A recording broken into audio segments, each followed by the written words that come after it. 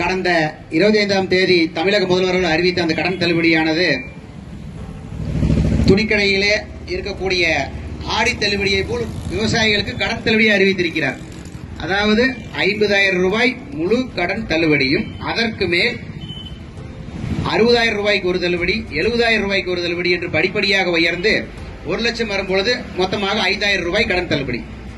முதல்ல இந்த தள்ளுபடி எதுக்குன்னு விவசாயிகள் நாங்க புரிஞ்சுக்கணும். உடனே சில பேர் என்னங்கிறாங்க, நீங்க உழைத்து பாடுபடுங்கிறாங்க. அதாவது முதல்ல நீங்க முதல்வருக்கும் சரி மற்றவர்களுக்கும் சரி ஒரு விளக்கத்தனை என்னன்னா, விவசாயியுடைய உற்பத்தி பொருளுக்கு விவசாயிகள் விளைவிப்பதே இல்லை.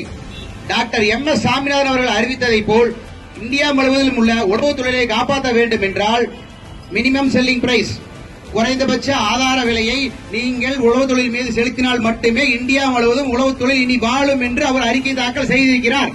அந்த மினிமம் செல்லிங் பிரைஸ், அந்த குறைந்தபட்ச ஆதார விலையை நீங்கள் ஏன் இன்னும் விவசாயிகள் வழங்க மறுக்குகிறீர்கள்? நீங்களும் நெல்லு, மக்காச்சோளம் போன்ற சில பயிர்களுக்கு எல்லாம் பாத்தீங்கன்னா, கரும்பு, எல்லா பயிர்களுக்கும் அரசாங்கம் ஒரு விலை வச்சிடுறீங்க.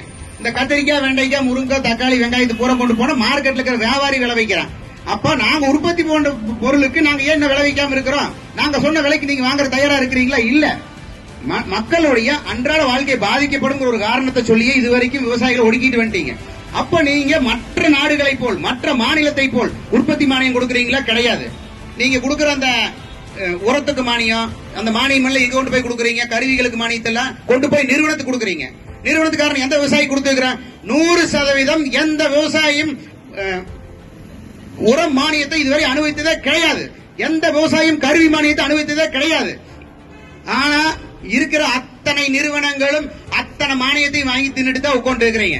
தயவு செய்து அரசாங்கம் மானியங்களை நேரடியாக விவசாயிக்கு வழங்க வேண்டும் என்ற இந்த கோரிக்கை செவிசாய்க்க வேண்டும். அதே போல விவசாயிகளுடைய விளைபொருளுக்கு விளைவிக்க வேண்டும். இந்த பொருளையும் இந்த கோரிக்கையும் நீங்கள் ஏற்றுக்கொள்ள வேண்டும்.